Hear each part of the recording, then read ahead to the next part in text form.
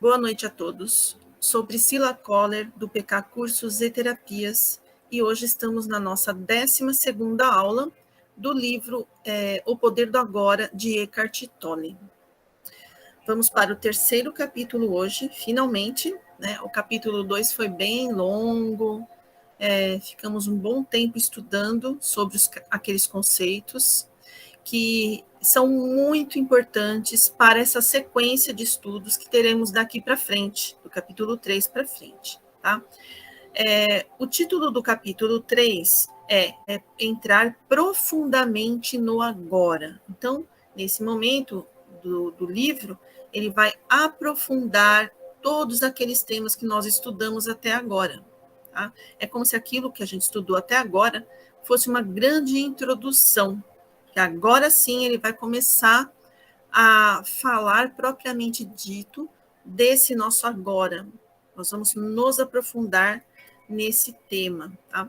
Aí, logo no início do capítulo, temos ali uma pergunta que diz o seguinte: aprender como funciona a nossa mente é imprescindível para atingir a consciência plena ou a iluminação espiritual?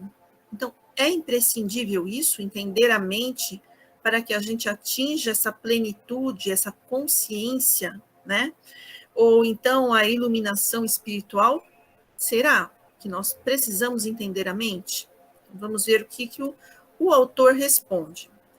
Não, pois os problemas da mente não podem ser solucionados ao nível da mente. Estudar as complexidades da mente não nos levará para além dela. Então, não adianta nós ficarmos ali apenas entendendo como funciona a mente. Como nós aprendemos lá na PNL, quando estudamos, aqueles que estudaram, né, comigo, que já fizeram um curso aí de PNL em algum outro local, vai lembrar que a PNL, ela estuda muito bem o funcionamento da mente. Esses processos mentais que nos levam a ter essa ou aquela atitude, as crenças limitantes. Então, tudo isso e muito mais é estudado sobre a mente. Porém, esse livro, ele não vai destrinchar como funciona a mente. Muito pelo contrário, porque para a gente saber o poder do agora, nós temos que ir além da mente. Porque não tem a ver com o nosso ego, esse nosso falso eu, esse eu que a gente forma no decorrer da nossa vida, de acordo com as coisas, como as coisas acontecem no nosso dia a dia, né, de acordo com aquilo que a gente chama de nossa história, tudo aquilo, no local onde a gente nasce, a família com quem a gente vive e aprende, as escolas que a gente frequenta, os locais, as pessoas à nossa volta, tudo isso, inclusive o povo, né, a civilização onde a gente se encontra, o país onde a gente se encontra, com a sua cultura. Então, tudo isso vai fazer com que nós criemos aí um ego, tá? Um ego determinado. E que nós, muitas vezes, ou vamos dizer assim, na maioria das vezes, nos identificamos e achamos que é o nosso eu, nós somos isso. Mas esse livro ele vem para derrubar isso, essa ideia de que nós somos isso que traz o nosso ego. Porque isso é falso, nós não somos. E como nós vamos estudar esse eu verdadeiro, esse eu interno real, como nós vamos estudar se não formos além da mente, a mente é essa que cria o ego. Então, é a mesma coisa, ele diz até lá no livro, ele dá esse exemplo, é a mesma coisa de estudarmos a loucura, vamos estudar sobre a loucura, então aí nós vamos saber como vamos ter uma mente saudável. Não tem como isso acontecer. Para a gente ter uma mente saudável, nós teremos que ir, trilhar outros caminhos.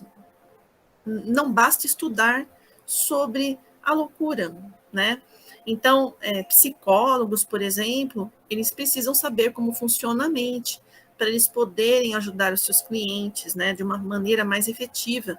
Porque também não adianta querer ajudar uma outra pessoa se você não conhece o funcionamento da mente, como se processa, como se processam esses conteúdos da mente do seu cliente.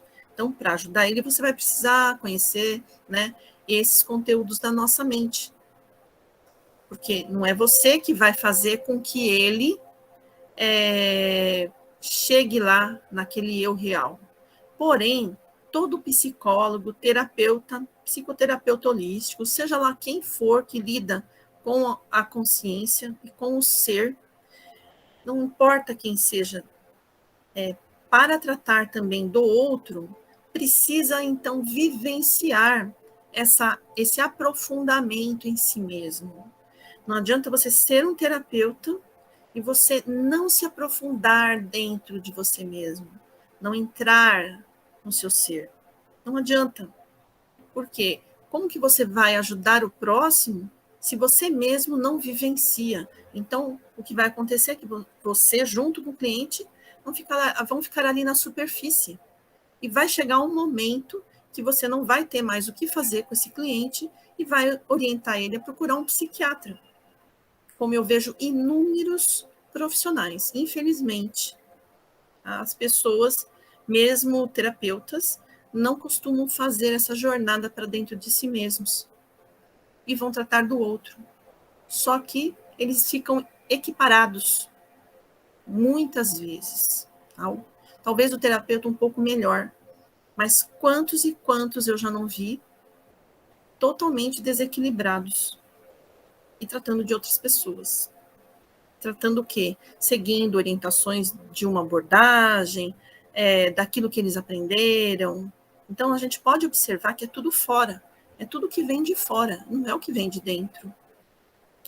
A proposta desse livro é esse mergulho interior, tá? Então, nós não vamos entender sobre o poder do agora se nós não estivermos dispostos a abrir mão de todas aquelas crenças que nós tínhamos até agora, de que isso é impossível, não existe isso, eu sou o que eu estou sentindo agora, esse sentimento, essas emoções, eu sou esse ser caótico, que muitas vezes, da forma como muitas vezes eu me sinto, né, porque em muitos momentos nós estamos emocionalmente numa situação caótica mesmo, todos nós. Não existe aquele que esteja aqui encarnado na Terra que não tenha as suas crises, os seus momentos caóticos. E aí eu vou dizer o seguinte: quanto mais nós tivermos momentos caóticos, isso é um bom sinal. Parece loucura, mas é um bom sinal. Porque isso significa que tudo aquilo que está dentro de nós, ali, dormindo naquele sono, né? Como se fosse a bela adormecida ali, né? Dormindo, sabe Deus por quanto tempo, de repente está emergindo, está surgindo, vindo à tona. E se está vindo à tona, é porque está havendo algum movimento que está propiciando isso. E isso é muito positivo, porque vem à tona para você resolver. Isso é muito positivo. E como eu vou resolver isso? Você pode, vai lá tomar remédio, pode tomar remédio. Não adianta, o remédio não vai resolver. O remédio pode ser uma solução de emergência, quando a pessoa está muito desequilibrada, quando ela está muito perdida mesmo, ela está a ponto de fazer uma besteira. Então, o medicamento, em muitos momentos, ele vai salvar uma vida, ele é importante. Mas não deve ser usado de forma indiscriminada, porque as crises, elas vão acontecer. Vamos lembrar lá do início desse livro, a história do Eckhart Tolle, o que ele nos contou a respeito dele, de como ele estava. Hoje nós diríamos assim, nossa, ele deveria ter tomado remédio, mas ele não tomou. Ele passou por aquele momento. E quando ele não suportava mais um conflito interno, ele se rendeu ao único porto seguro que ele tinha, que era aquele eu interno. Então, não é a mente. Nós vamos lembrar daquele começo do livro e vamos lembrar como ele estava. Ele não estava estudando sobre a mente, muito pelo contrário, ele estava totalmente perdido. Ele estava numa situação muito complicada. Então, isso nos prova que saber sobre a mente nem sempre vai garantir com que nós tenhamos essa amplidão, essa expansão da consciência. Porém, ele já nos traz esses conteúdos, até o final do capítulo 2, ele já nos traz mastigado tudo aquilo que ele aprendeu com a sua história de vida, com os seus agoras, né? Ele já traz tudo mastigado para a gente. E o que a gente faz? A gente pega esse conteúdo. Às vezes, por ser um conteúdo mastigado, tá? Pode ser que a gente ainda não acorde para a realidade. Pode ser que não caia a ficha, porque foi mastigado. Talvez se a gente vivenciasse mesmo, nós não aprenderíamos melhor. Porém, eles nos trouxe. Muitas pessoas vão ler esse livro e não vão entender. Então, quem vai entender? Quem estiver disposto a se abrir, a mudar essa sua trajetória. Quem estiver cansado de ficar vivendo o sofrimento, de incorporar o sofrimento. Então, todos aqueles que estão cansados, eles vão vivenciar essas novas realidades, eles vão beber dessas fontes. Não sei se é o caso de todos aqui, é o meu caso. O meu caso é de beber dessa fonte e de viver ela, viver com toda a minha plenitude, porque eu já estou cansada de sofrer. E eu já sofri bastante. E não vou dizer que foi o maior sofrimento, maior que de outras pessoas, porque eu sei muito bem que existem pessoas que sofrem mais. Agora eu fico pensando, se para mim o meu sofrimento já não dá mais, eu não quero mais isso para mim. Imagine essas pessoas que sofrem mais do que eu fico pensando o que elas não suportam, o que elas não carregam de peso na vida. Então, são essas as pessoas que um dia que vão encontrar essas oportunidades de aprender algo assim e vão se entregar e vão beber dessa fonte. Então, os nossos estudos até agora, até o capítulo 2, fim, né, desse capítulo, nos levou a conhecer, então, os mecanismos básicos da nossa mente, tá? E desse nosso estado inconsciente.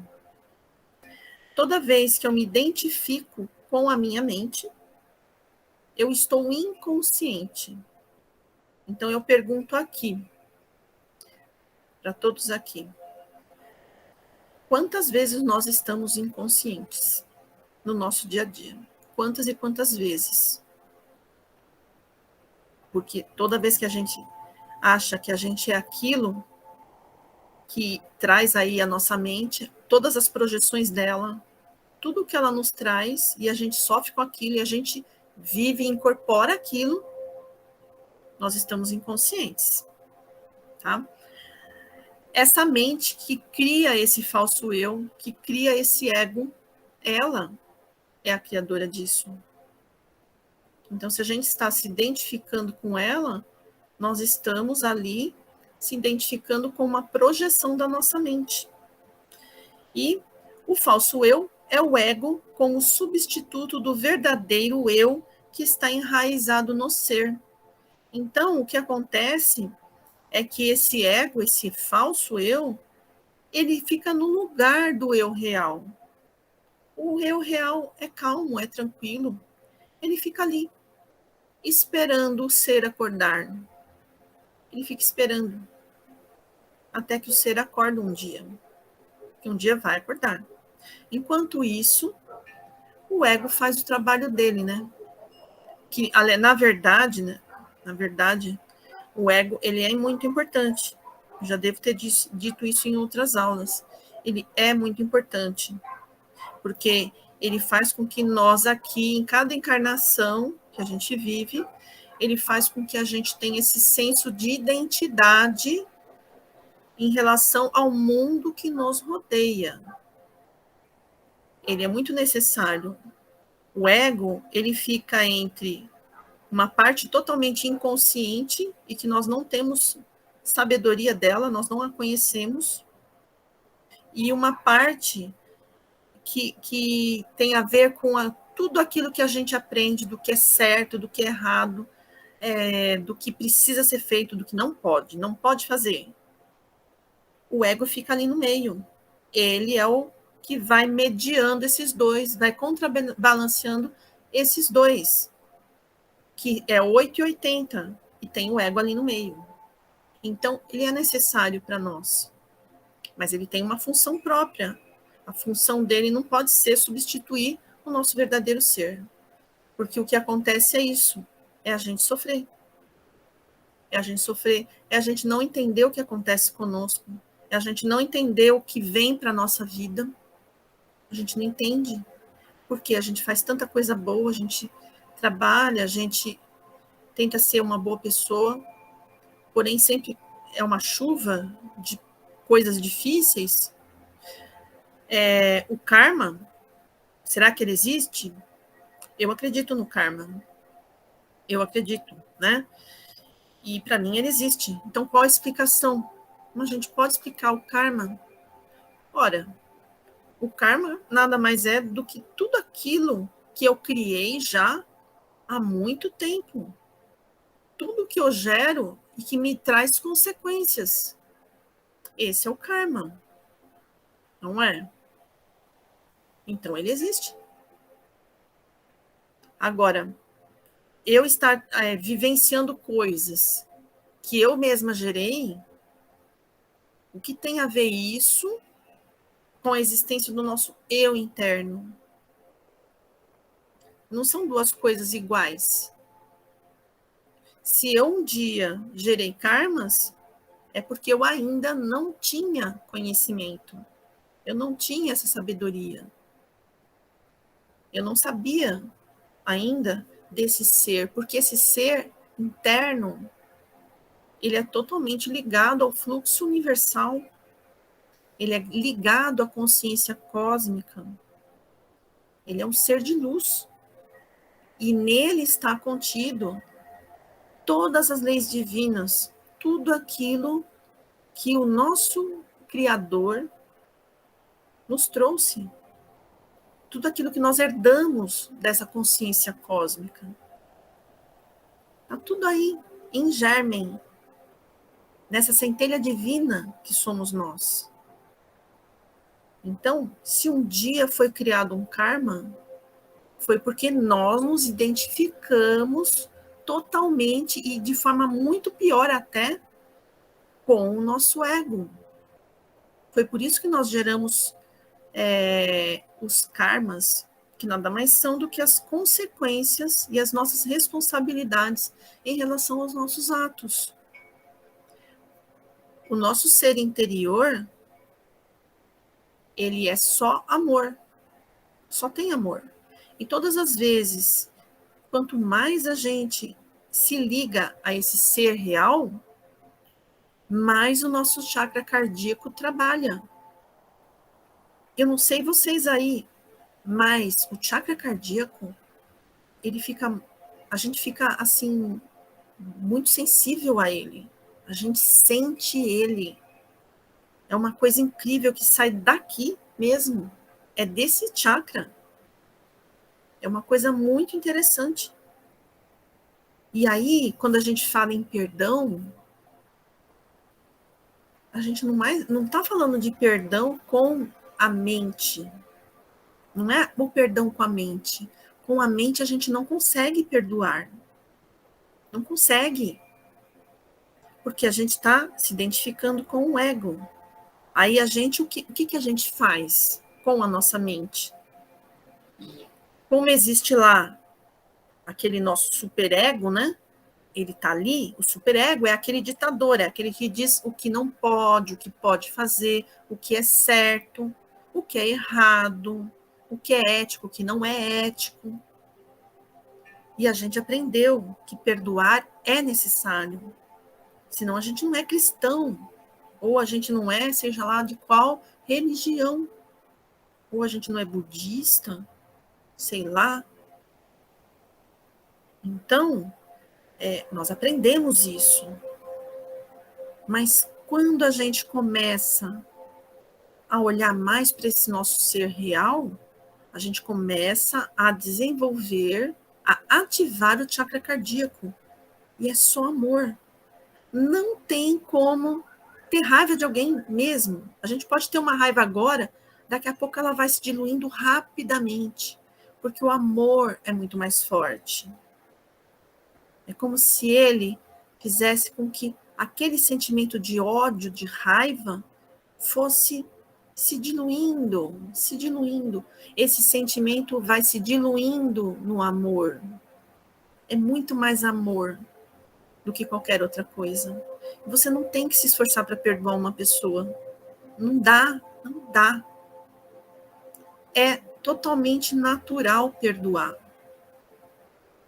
Então, desenvolver o chakra cardíaco é estar cada vez mais ligado ao nosso eu interno, o eu real, esse eu que está profundamente conectado com a consciência cósmica, com o universo, essa energia universal. Tudo está ligado. E aí a gente vai começar a observar movimentos muito interessantes dentro de nós. Quando entendemos esse mecanismo básico do estado inconsciente, isso de se identificar com o ego, percebemos que o ego, esse falso eu, está sempre procurando uma forma para reforçar a sua identidade. Então, ele está sempre procurando se consolidar como uma identidade. Esse nosso falso eu, o ego. Ele sempre está ali e ele vai tentar de tudo, ele vai fazer de tudo. Então, tudo que for possível, nós vamos fazer para que a gente se sinta sendo algo, numa zona de conforto, porque nós vamos criando essa identidade, nós queremos ter uma identidade. Essa outra identidade, que é a verdadeira, é muito desconhecida, nós não a conhecemos. E se a gente não tiver essa identidade que foi oferecida, que está sendo oferecida pelo ego, a gente se sente sem nada. Por isso é preciso fazer esse mergulho interior. É por isso. E como existem coisas na nossa vida que vão nos trazer esse desafio, o desafio de não sucumbir a esses comandos do nosso ego. Parece que quando a gente quer, quando a gente está fazendo esse movimento, começam a vir muitas coisas, muitas coisas. Aí a gente começa a ter alguns insights, a virem lembranças, a gente atrai acontecimentos, todos acontecimentos parecem se voltar a nos testar. Será que nós estamos mesmos abertos a esse interno, a isso que está aí dentro? Será que nós não vamos sucumbir a isso, né? Então, nós temos aquela sensação de vazio. Eu não sei se vocês já sentiram essa sensação interna de vazio, de estar buscando algo que nunca encontra. Por mais que se faça, parece que quando você está perseguindo algum objetivo, aquilo te enche, te preenche, te leva para uma sensação boa, um estado confortável. Aí quando você consegue, você sente aquele vazio. O que é esse vazio? É a ausência de nós mesmos. Nós, o ser interno, que nós não estamos dando o nosso olhar para ele. Nós estamos apenas vivenciando a realidade do ego. O ego é insaciável, ele não se sacia nunca, porque ele não se sustenta, ele não tem bases sólidas. Por isso a gente sempre vai sentir esse vazio, por isso a gente sempre vai buscar alguma coisa e não estaremos totalmente satisfeitos. Sempre dá a impressão que nós não fizemos algo, que faltou alguma coisa, que nós queríamos fazer isso ou aquilo, mas não fizemos. Porque o ego, ele não traz a sensação de plenitude, não traz. Entender esse processo do ego nos ajuda a entender por que temos aquela sensação ilusória de identidade ligada aos nossos problemas, dificuldades, reações emocionais. Até falei na aula passada. A gente acaba, por incrível que pareça, e de forma muito inconsciente, se ligando até mesmo aos nossos problemas. Se a gente sente dor, é como se fosse algo conhecido para nós. É estranho falar, porque eu mesma sempre disse, mas eu não quero sentir dor. Eu não quero sofrer. Mas quantas e quantas vezes eu me vi ali, no sofrimento, e sentia que o mundo era muito injusto. As coisas eram injustas comigo. Quantas e quantas vezes eu não me senti assim? O mundo é injusto. Eu sou uma boa pessoa, por que que sempre acontece comigo? Quantas e quantas vezes? E onde eu estava focando? Na minha dor. Porque ali é um porto seguro. Por pior que seja, é algo. E lógico que nós aqui na nossa razão, né, naquilo que a gente acha que a gente é consciente, é lógico que a gente vai dizer que não, que a gente não quer. Mas em muitos momentos a gente não conhece outras sensações a não ser as da dor. Podem observar. Existem até pessoas que dizem: esse mundo não é da felicidade. Esse mundo aqui é um mundo da dor. E parece que a gente pega isso para nós. Como se esse mundo ele fosse representante de algo que é nosso. E como se a gente se identificasse com isso tudo, que nem é nosso, né? Então, existe aí uma identificação com o sofrimento que vem do externo. Porque para nós nos identificamos, esse é o mundo. Nós nos vemos em algum lugar, e isso é inconsciente, essa necessidade de pertencer, de ter uma identidade, de ser alguém, de saber o que a gente é. Por pior que seja, pelo menos a gente é alguma coisa. Lembra do medo da morte? É muito interessante aquele último capítulo lá, a última aula que a gente teve, porque mostrou o medo da morte. O medo da morte, na verdade, não seria apenas a morte do corpo físico, aquela que a gente conhece, mas a morte num sentido de aniquilação mesmo. Quando a gente está aniquilado, a gente não existe. E a única forma que a gente tem para existir é através disso que a gente conhece.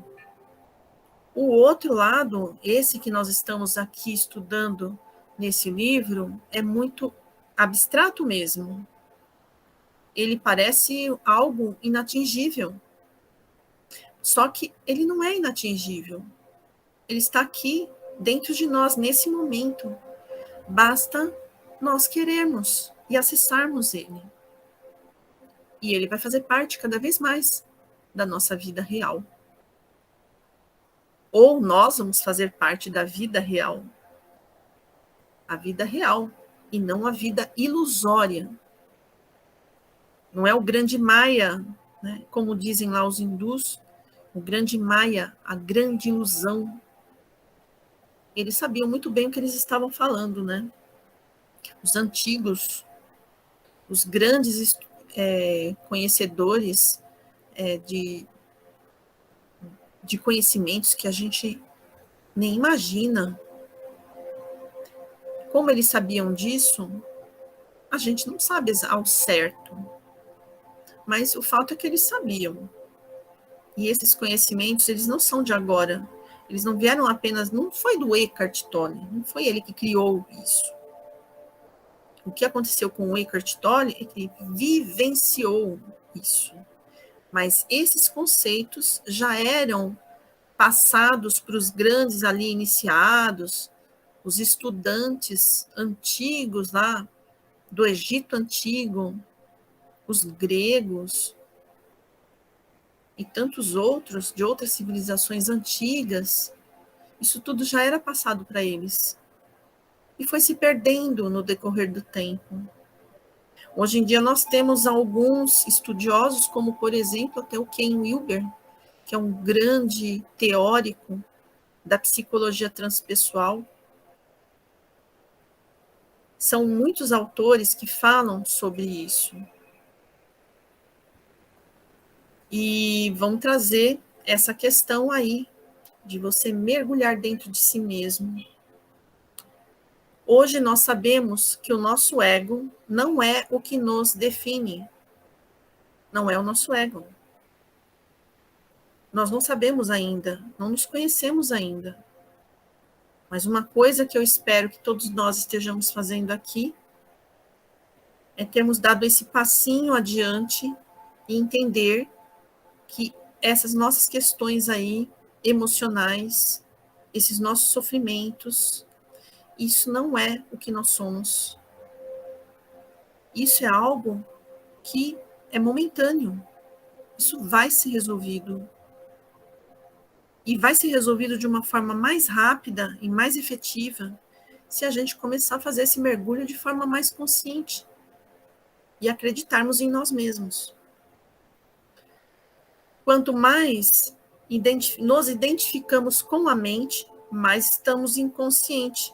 E quando percebermos estes processos do ego, nos tornamos presentes e conscientes. Então, quanto mais a gente acorda daquele sono profundo, da inconsciência, enrolados ali no nosso ego, enrolados nas nossas emoções, no que a gente acha, porque é certo, porque é errado, e todas essas coisas que a gente gera, quantas dores a gente gera em outras pessoas que nem estudam isso, nem sabem que isso existe. E a gente gera um monte de dor.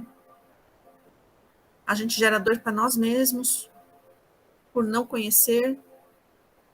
Então, quanto mais estivermos enrolados nessa trama aí, do eu falso, mais longe nós estaremos da parte consciente. E quanto mais a gente trabalhar isso, mais próximo do agora e da nossa real consciência. Estarmos navegando nesse mundo conscientes, de verdade. Consciente não é só estar aqui acordado de olho aberto. Na verdade, nós somos seres que estamos na vigília. Não significa que nós estamos conscientes.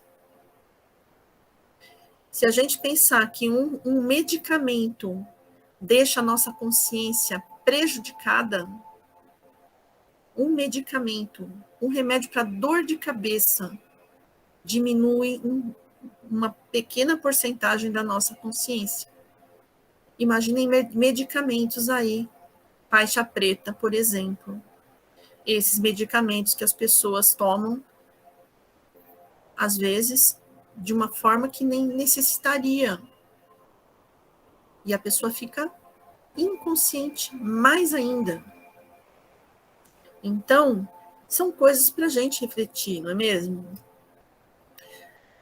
Nesse estado de presença, quando nós estamos nesse estado de presença, em que nós estamos ligados com esse nosso eu interno, e o nosso chakra cardíaco está sendo ativado, estará ali atuando, nós permitiremos, então, que a mente seja aquilo que ela é, sem nos envolvermos com ela, sem nos enredarmos nela.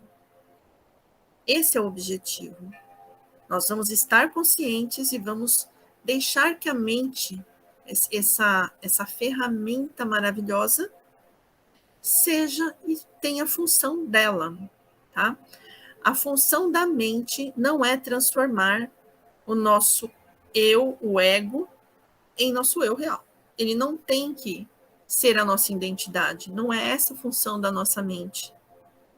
A função dela é, imaginem, a gente com a nossa consciência e a nossa mente trabalhando a favor da nossa consciência real, aquilo que está aqui dentro, simplesmente porque nós nos voltamos para esse lado interno. Então, nós não precisamos fazer um curso, ser um PhD em nada, nós não precisamos fazer uma pós-graduação, uma faculdade, não. Nós não precisamos nem estudar PNL. Nós precisamos refletir e nos voltarmos para dentro. Deixar esse orgulho de lado. Encararmos quando nós estamos com atitudes resistentes. A nossa resistência é olhar para dentro. Quando a gente pode resistir? Quando a gente fica ali. Eu não consigo, eu não sei, isso não existe. Isso é resistir e uma série de outras posturas nossas. Por quê? O nosso ego vai lutar para que a gente fique ali, sim. Porque ali é certeza que nós temos uma identidade. Ali é certeza que nós somos algo. Agora, e o que é esse eu aí? Que história é essa? Se eu for para esse lado, o que pode acontecer? É o medo. Então, se abrir para a vida. É se abrir mesmo, sem medo, porque o nosso eu interno, ele tudo pode. Jesus já falava isso. Jesus falava. Nós somos cristãos, mas a gente não segue Jesus. A gente não segue o que ele ensinou. Nós somos cristãos inconscientes mesmo. E fazer caridade é tudo de bom. Mas fazer caridade não faz com que sejamos cristãos. Só faz com que a gente colabore com a humanidade. Mas não tem nada a ver com a gente. Não tem nada a ver com o trabalho interno. A gente não pode ficar se enganando e achando porque nós estamos indo num templo, porque nós estamos fazendo caridade, e a gente começa a se enganar de que a gente é cristão. Antes de mais nada, ser cristão é seguir o que ele trouxe. Esse mestre incrível. Não tem outro mestre. Esse mestre nós conhecemos. Não é? E existem os outros também. Os que vieram antes dele, que vieram depois dele. Nossa, a espiritualidade já deve estar... É que eles não se cansam, né? Eles não desistem da gente. Então, eles sempre estão mandando alguém que chega aqui e morre. Porque matam. Os seres humanos matam esses seres que trazem esses ensinamentos. E todos eles vêm trazendo ensinamentos diferentes, mas é a mesma coisa. Eles trazem de forma diferente para todos os gostos. Mas é tudo a mesma coisa. É muito interessante. Então, outra coisa para a gente refletir. Aí, outra pergunta que foi feita aí para o Eckhart Tolle, dentro desse terceiro capítulo. Parece quase impossível deixar de se identificar com a mente. Então, quase impossível. É verdade, né? Que o ego é danado. Todos nós estamos imersos nela, nessa mente. Como se ensina um peixe a voar? Ou seja, o peixe não voa, não é? Então aqui ficou uma coisa impossível. Aí o Eckhart Tolle responde: eis a chave. Acabe com a ilusão do tempo. Acabe com ela. O tempo não existe. Basta irmos lá no plano astral, vamos fazer uma viagem astral, vamos ver que o tempo não existe. O tempo não existe, gente. Vamos estudar lá o livro dos médiuns. Ele vai mostrar que o tempo não existe. E podemos estudar vários outros autores de literaturas confiáveis e vamos ver que o tempo não existe. Ué, por que será? É muito claro isso. Não é algo tão difícil de entender, não. Basta que a gente olhe sem resistência e com a mente aberta. O tempo e a mente são inseparáveis. O tempo e a mente são inseparáveis. Ou seja, a mente sem o tempo não existe, não é nada. Ela precisa do tempo para sobreviver. Para que essa ideia do ego sobreviva, para que essa ideia desse falso eu sobreviva, precisa do tempo. Então, remova o tempo da mente, que essa mente para. É só remover o tempo da mente. A não ser que você decida utilizá-la, quem? A mente. Então, o que acontece?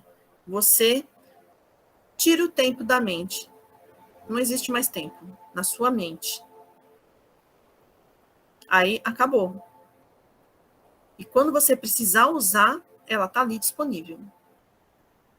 Percebam que a gente colocou cada coisa no seu lugar, a mente no lugar dela.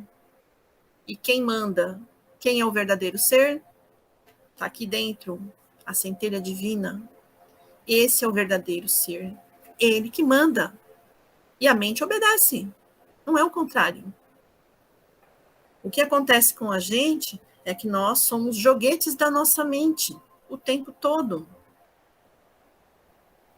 E quando a gente tira o tempo dela, e como faz isso, né? Então, quando a gente acaba com esse tempo, nós não vamos mais ficar focados no passado, que são memórias, e nem no futuro, que é uma projeção da nossa mente. Então, o futuro é uma projeção da nossa mente, o passado são memórias, coisas que já se foram. Tudo acontece agora. Quando eu lembro de alguma coisa, estou lembrando lá de um fato terrível. Quando eu estou lembrando desse fato? Quando? Agora. Agora eu começo a sentir tudo. Agora eu estou revivendo tudo. Não ficou lá no passado. Eu não só olho para o passado e lembro. Ai, tá lá, ó. Não. Eu olho para o passado e eu me conecto com o passado e agora eu sofro. Amanhã, no dia seguinte, né? Dentro desse tempo material que nós vivemos, no dia seguinte, me conecto novamente com o passado. Revivo tudo, trago o passado para agora. Agora eu sofro. É agora. Não é lá no passado, é agora. Quando eu sinto ansiedade, eu estou projetando a minha mente para o futuro, em algo que ainda não aconteceu. E o que acontece? Agora eu sinto ansiedade. É agora. Não é amanhã que eu vou sentir ansiedade. Não, é agora. Então, a gente pode perceber que nós estamos vivendo agora o tempo todo. Tira o tempo. Para de trazer memória. Vamos pensar que nós, hoje, somos o resultado de tudo que nós fizemos nos vários agoras que nós tivemos até agora. Tivemos vários agoras até chegar agora. Nós somos esse resultado.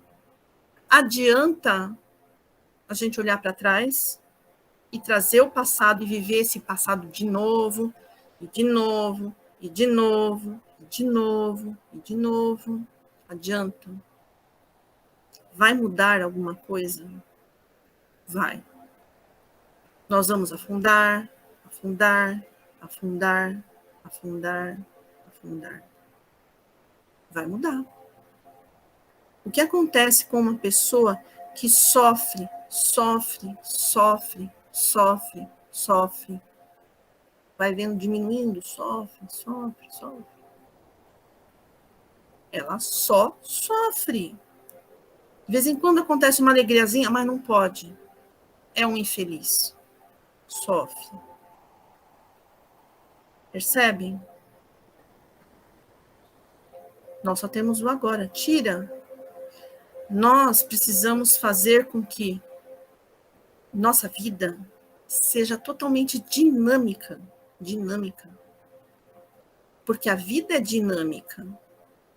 A vida, ela não é essa coisa que parou em algum ponto aí.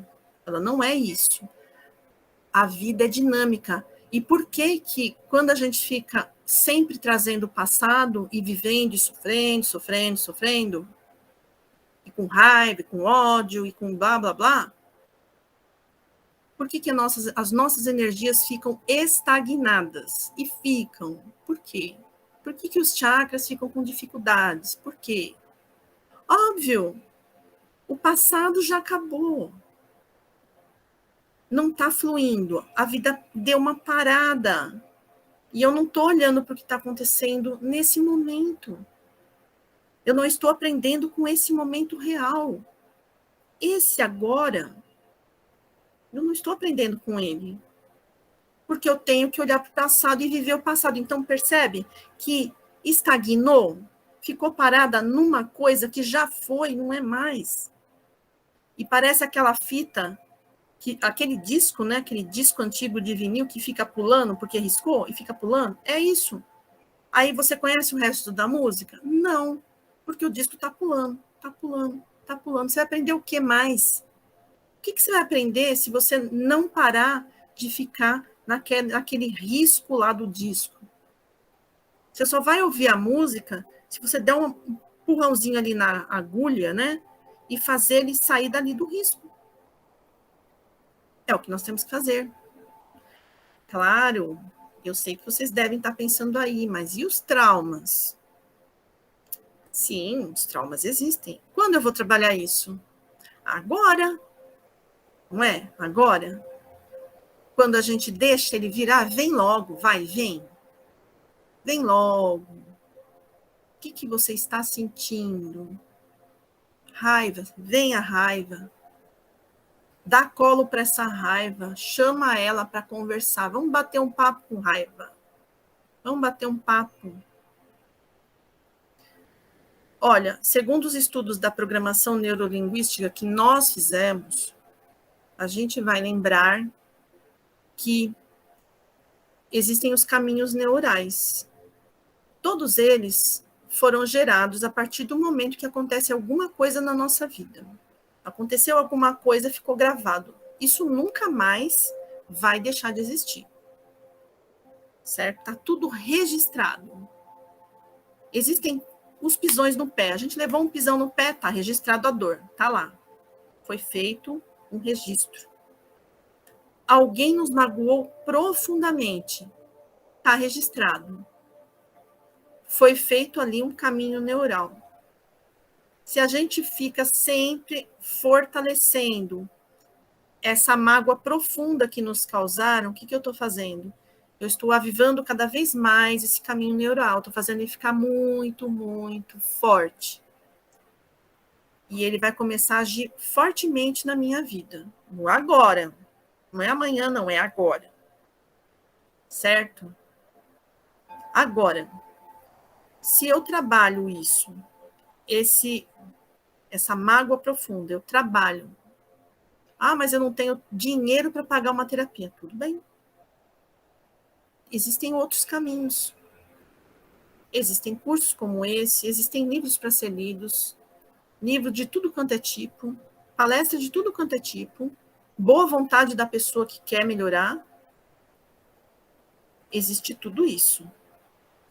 Nós não podemos dizer que apenas o dinheiro e a terapia vai resolver.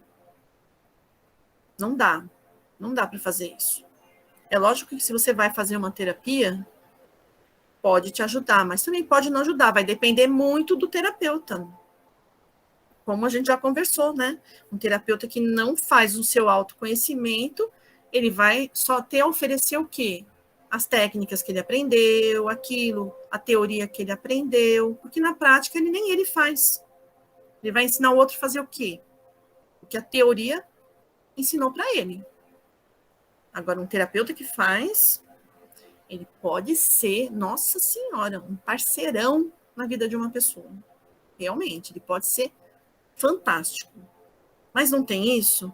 Nós podemos, sim, seguir os nossos passos, o nosso caminho, e a gente consegue. Não existe um único caminho. Para quem está disposto a se abrir, existem vários caminhos. Não existe um único, uma única forma. Não existe um único mestre espiritual, tá?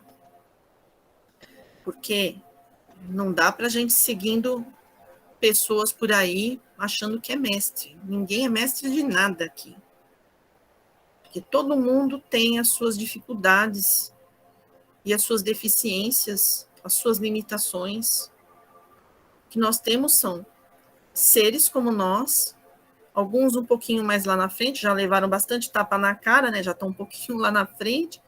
O outro que ainda está levando uns tapas na cara, mas aquele que está lá na frente, ó, dá a mão, vamos junto, ó, vem. É isso que nós temos hoje.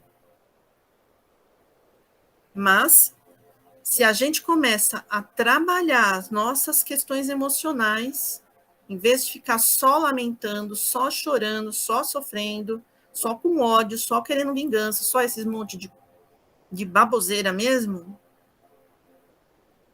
se a gente não ficar em cima disso apenas, e a gente for lá para resolver mesmo, sem ficar achando culpado, não tem culpado. Não importa os culpados. Só o que importa somos o que nós vamos fazer. Aí a gente vai trabalhando. E vamos aproveitar o agora desse trabalho. Agora eu estou trabalhando. Agora eu vou aprender. Agora. Então, o Eckhart Tolle fala que não tem nada disso, não. Não existe importância no passado. O passado não é nada importante.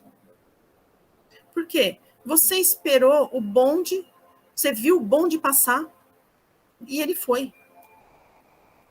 Lá naquele passado.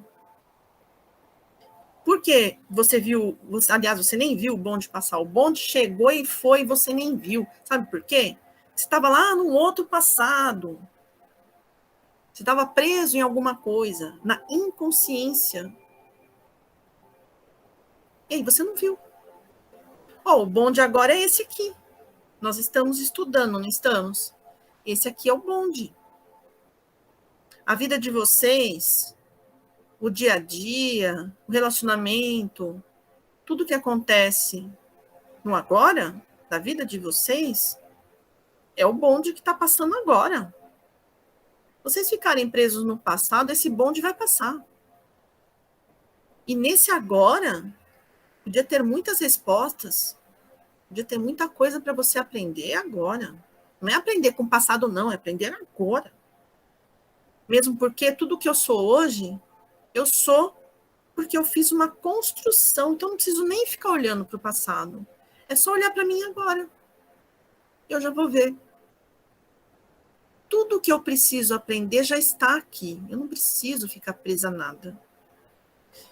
Muito pior ainda se a gente ficar preso no futuro. O futuro a Deus pertence, não é? Até lá na Bíblia fala, olhai os lírios do campo. Ó, ele deu as várias dicas e a gente não entendeu, né? Olhar os lírios do campo, eles não precisam se preocupar, não é? Eles precisam se preocupar com amanhã. Ele não quis dizer que não precisa se preocupar, não precisa ganhar o dinheiro para o seu sustento, vai tudo cair do céu. A gente acreditar nisso, isso é um pensamento infantil. É óbvio que isso não faz sentido. É óbvio que eu preciso fazer hoje coisas, ter posturas, ter atitudes hoje que vão me levar a um futuro feliz. Não é? Se eu quero trabalhar e ser feliz, ter um emprego que me deixe feliz, eu tenho que ver o que está acontecendo nesse momento. Não adianta. A gente pode pegar lá a PNL e fazer aquelas projeções, né? São tudo técnicas, mas não passam de técnicas, gente. São só técnicas. E se a gente não cuidar da gente nesse momento, isso tudo não vai dar certo. E a gente cansa de fazer um monte de planejamento e ver um por um caindo por terra. A gente cansa. Aí a gente faz o planejamento, né? Planejamento para o dia 20. Nós estamos no dia 15. Dia 20 tem aquele planejamento. Chego lá no dia 20, acontece uma loucura lá naquele dia. Você nem olha para aquilo que você planejou. E daí no fim do dia ainda fica frustrado. Porque nada aconteceu como você queria. Chega a ser engraçado a ironia da vida. A vida diz pra gente, olha, não é assim não, meu caro. É bem outra coisa. Acorda. É o que a gente precisa fazer o tempo todo. Acorda, né? Aí tem aqui a outra pergunta feita. Mas sem a percepção do tempo, como poderíamos nós funcionar neste mundo? Como a gente poderia funcionar sem a percepção do tempo? O tempo foi um conceito criado aqui no mundo material para que a gente possa organizar o nosso dia, só para isso. Para mais nada. Deixaria de haver objetivos? Por que lutar? Nós não teríamos mais, então, objetivos? Eu nem sequer saberia quem eu sou, porque o meu passado fez-me quem eu sou hoje. Penso que o tempo é uma coisa muito valiosa e que devemos aprender a usá-lo sensatamente em vez de desperdiçarmos. Então, essa pergunta, na verdade, o Eckhart Tolle, ele fala assim, olha, se você não entendeu o que está sendo dito aqui, você vai pensar desse jeito mesmo, porque nós não estamos falando aqui desse tempo, esse tempo que nós convencionamos, esse que a gente convenciona aqui no nosso mundo material, né? Essas horas e tal, não é disso que a gente está falando. Nós não estamos falando de não querermos vencer na vida. Nós não estamos falando disso. Nós estamos falando de ter essa vida ativa, de ter essa vida que olha para esse presente aqui e é hoje que vamos aprender. E que se tem alguma coisa, uma mágoa profunda que nós ainda não trabalhamos, é um convite para a gente trabalhar. Se tem algo que me faz sentir mal aqui agora, eu preciso enxergar, ver o que é isso. Encontrar estratégias para isso. Esse meu presente, ele está me ensinando algo. Então, se a gente está sempre no presente, sempre vivendo aqui, esse momento, nós vamos aprender sempre o que ele vem nos trazer. E se a gente não aprendeu nesse presente aqui, imediatamente após esse presente, esse agora, imediatamente após esse agora, já chega um novo agora. Não é assim? Olha como a vida é dinâmica. É assim, ó. Não tem tempo para ficar parado nem aqui, ó. Tudo bem, eu não entendi aqui, vem o próximo. Já vem outra lição. Vamos ver agora nessa próxima lição. Agora essa outra, agora essa outra. A gente não precisa ficar ansioso. Não aprendi nesse momento aqui, com essa situação? Tudo bem, vamos olhar para a próxima, vamos olhar para a próxima, próxima, próxima, próxima. Agora, se toda vez a gente estiver preocupado com o futuro, com algo que a gente nem sabe se vai acontecer, nós já estamos nos identificando com o ego, esse eu falso. Porque é o ego que faz isso. Porque ele lida com o medo, ele traz o medo, ele tem medo de ser aniquilado. E quando a gente se sente nesse eu real, a gente sente plenitude. Esse eu nunca será destruído. Ele não vai ser destruído. E não existe esse desperdício de tempo. Não existe desperdício de tempo porque não existe tempo. Percebem? Não existe tempo, só existe agora. É uma coisa, assim, muito profunda mesmo, que eu espero que eu esteja conseguindo passar esses conceitos da melhor forma. Às vezes a gente entende, pelo menos a gente acha que entende, e tenta passar, né? E às vezes a nossa forma de passar ou as nossas palavras não são suficientes. Mas não tem problema. Se não for suficiente para entender nesse presente, imediatamente após esse presente vem outro. E a gente vai seguindo. Para quem busca, sempre haverá essa fonte do conhecimento chegando até quem quer saber, quem quer buscar. A nossa história não é o passado, é o resultado que se apresenta no que eu sou hoje, como eu já disse aqui. Então, tem uma outra pergunta que é feita. E o passado e o futuro não são igualmente tão reais como o presente? O que vocês acham? O passado e o futuro não são igualmente tão reais como o presente? E, por vezes, mesmo mais reais do que ele? No final de contas, o passado determina quem somos, assim como a maneira como aprendemos e apreendemos o presente e nos comportamos nele. E os nossos objetivos futuros determinam quais as providências a tomar no presente. Então, aqui ele está falando, essa pessoa que trouxe essa pergunta, é aquele nosso pensamento mesmo. Olha, o passado me diz quem eu sou hoje, a minha história. Então, a minha história é essa. Eu tenho uma história. Por isso que ele é importante. E se eu tenho esse planejamento, eu penso no futuro, é muito importante esse futuro.